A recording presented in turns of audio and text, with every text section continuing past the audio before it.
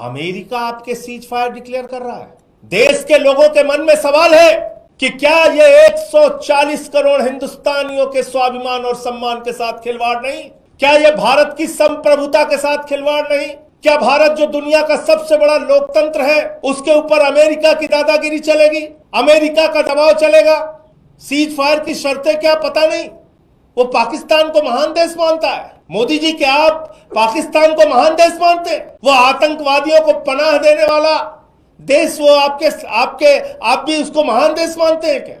जो गद्दार देश 3 घंटे तक सीज फायर का पालन नहीं कर सका, उस गद्दार देश से आप उम्मीद करते हैं आप वहां के साथ व्यापारिक संबंध स्थापित करेंगे अमेरिका के कहने पर?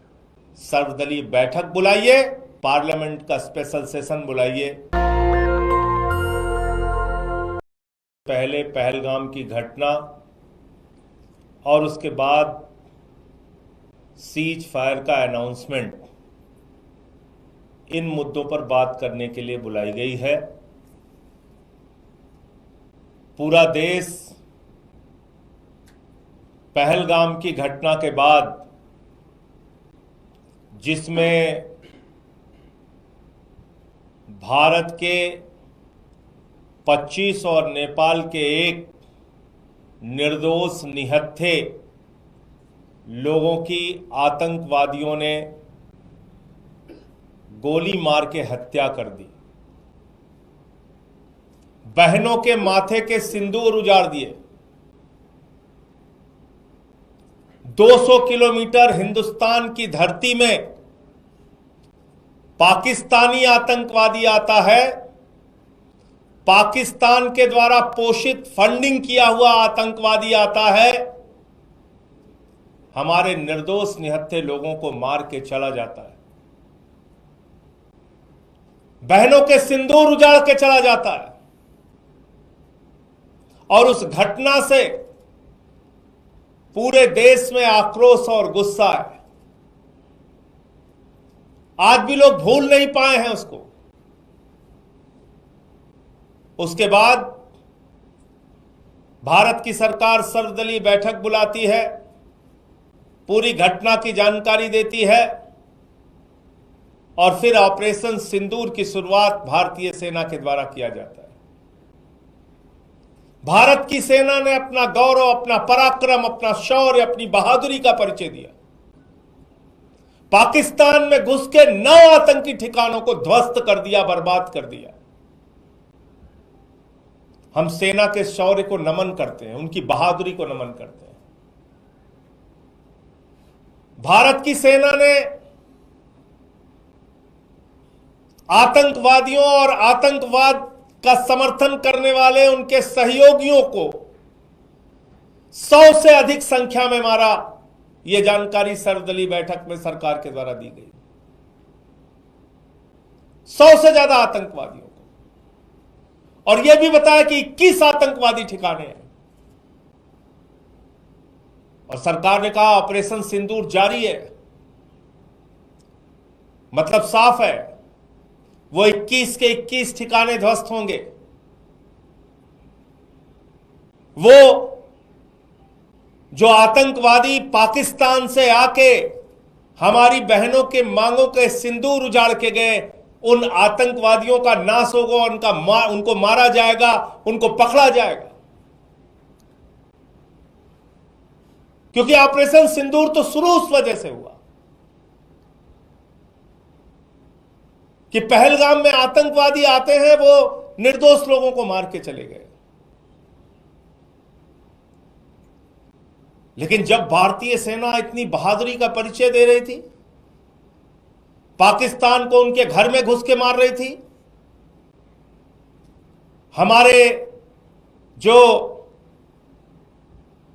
तकनीक का विस्तार है वो इतना प्रबल था कि हमने पाकिस्तान की तरफ से होने वाले ड्रोन अटैक्स को विफल किया, हवा में विफल किया, उनके एयरबेस सिस्टम को नष्ट किया, उनके ड्रोन्स को नष्ट किया। जब पाकिस्तान के द्वारा गुरुद्वारे पे हमला हुआ, राजौरी में हमारे एडीसी राजकुमार थापा जी की मृत्यु हो गई, हवालदार दिनेश शर्मा शहीद हो गए, अली शेख जी शहीद हो गए, सब इंस्पेक्टर इम्तियाज शहीद हो गए, पवन कुमार जी शहीद हो गए, राजस्थान के हमारे लाल शहीद हो गए।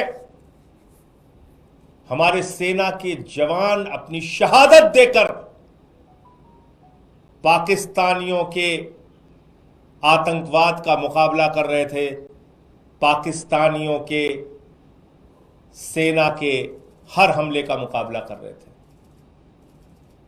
जब हमारे पास एक बड़ा मौका था भारतीय सेना के पास कि हम पीओके के ऊपर कब्जा कर सकते थे, वो पाक अधिकृत कश्मीर जहां पे आतंकवादी अड्डे हैं, जहां पे आतंकवादियों को पनाह दी जाती है, क्योंकि हम सब जानते हैं दुनिया का सबसे बड़ा आतंकवादी देश पाकिस्तान है। वहां हाफिज सईद, वहां मसूद अजहर, वहां ओसामा बिन लादेन भी था, आतंकवादियों के बड़े बड़े अड्डे। और जब मसूद अजहर के परिवार के लोगों को निशाना बनाया गया तो सेना के अधिकारी उनके अंतिम संस्कार में शामिल होते हैं। पाकिस्तान के सेना के अधिकारी आतंकवादी के परिवार के मारे जाने पे उसके अंतिम संस्कार में शामिल होते हैं, और अमेरिका के द्वारा प्रतिबंधित आतंकवादी वहां पे दिखता है।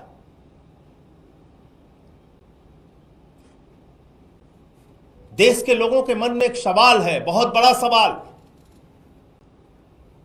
कि जब भारतीय सेना अपने शौर्य और पराक्रम का परिचय दे रही थी, इतनी बहादुरी से पाकिस्तान की सेना का मुकाबला कर रही थी, आतंकवादी अड्डों को नष्ट कर रही थी, पाक ऑक्यूपाइड हम कश्मीर पे हम कब्जा कर सकते थे, हम बलूचिस्तान में जो असंतोष है उसके कारण बलूचिस्तान को उनसे अलग कर सकते थे, उसी तरीके से जिस तरह से 1971 में बांग्लादेश को हमने अलग किया, 2 टुकड़े किए पाकिस्तान के। ऐसे समय में अमेरिका आपके सीज फायर डिक्लेयर कर रहा है। देश के लोगों के मन में सवाल है कि क्या यह 140 करोड़ हिंदुस्तानियों के स्वाभिमान और सम्मान के साथ खिलवाड़ नहीं?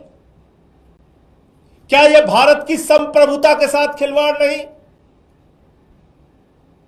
क्या भारत जो दुनिया का सबसे बड़ा लोकतंत्र है उसके ऊपर अमेरिका की दादागिरी चलेगी? अमेरिका का दबाव चलेगा? भारत और पाकिस्तान के बीच में जब भारतीय सेना अपने लक्ष्य को पाने की दिशा में अग्रसर थी, उस समय अमेरिका की धरती से सीज फायर डिक्लेयर हो रहा है। अमेरिका का राष्ट्रपति ट्रंप सीज फायर डिक्लेयर कर रहा है, और उसके बाद सरकार उसको मान जाती है। सीज फायर की शर्तें क्या पता नहीं। सीज फायर में वो 4 आतंकवादी 5 आतंकवादी जो पाकिस्तान से आए पहलगाम में, जिन्होंने बहनों के सिंदूर उजाड़े, उनका क्या हुआ? उनके खिलाफ कार्रवाई कब और कैसे होगी? पूरा देश आपसे पूछना चाहता है, प्रधानमंत्री नरेंद्र मोदी जी। भारत की संप्रभुता, भारत के स्वाभिमान और सम्मान के साथ खिलवाड़ करने की इजाजत किसी को नहीं है। भारत अपने फैसले लेने में सक्षम है, और देश के प्रधानमंत्री से लेकर कोई भी मंत्री हो या बड़े बड़े पद पर बैठने वाले लोग संप्रभुता की रक्षा का शपथ लेते हैं। इसलिए मैं कहना चाहता हूं, ये भारत की संप्रभुता पर एक प्रहार है। जब 78 वर्षों में हमारा एक ही स्टैंड रहा कि दोनों देश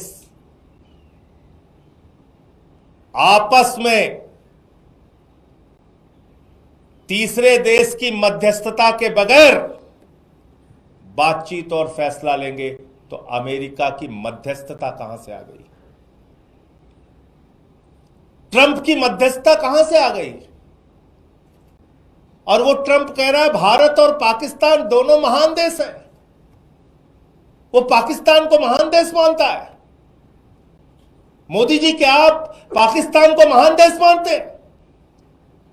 वो आतंकवादियों को पनाह देने वाला देश, वो आप भी उसको महान देश मानते हैं क्या? वो दोनों देशों को शक्तिशाली देश मानता है ट्रंप। आप पाकिस्तान जिनके यहां खाने के लिए मोहताज है, उनको आप शक्तिशाली देश मानते हैं।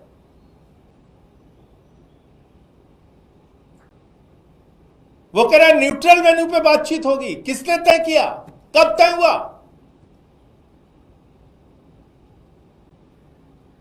कहां यह फैसला हो गया? वो कह रहा है कश्मीर के मुद्दे पे भी बातचीत होगी। इसलिए ये पूरे देश के मन में गुस्सा है, नाराजगी है और लोगों के मन का सवाल है, जिसको प्रधानमंत्री को सामने आके जवाब देना चाहिए। प्रधानमंत्री जी को इन विषयों पे, इन सवालों पर जवाब देना चाहिए। अमेरिका कौन होता है हमारे फैसले? वो कह रहा है दोनों देशों के बीच में व्यापारिक संबंध स्थापित करेंगे। जो गद्दार देश 3 घंटे तक सीज फायर का पालन नहीं कर सका, उस गद्दार देश से आप उम्मीद करते हैं आप वहां के साथ व्यापारिक संबंध स्थापित करेंगे अमेरिका के कहने पर?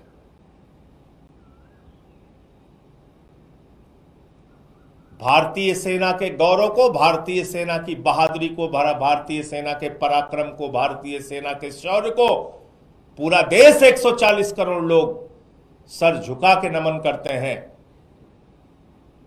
और जब हमारी सेना अपने लक्ष्य को प्राप्त करने के लिए पीओके हासिल करने की दिशा में, बलूचिस्तान को अलग थलग करने की दिशा में आगे बढ़ रही थी, उस समय अमेरिका के कहने पे, ट्रंप के कहने पे ये सीज फायर किन परिस्थितियों में और किस दबाव में हुआ, पूरे देश को इस बात की जानकारी प्रधानमंत्री नरेंद्र मोदी जी को देनी चाहिए।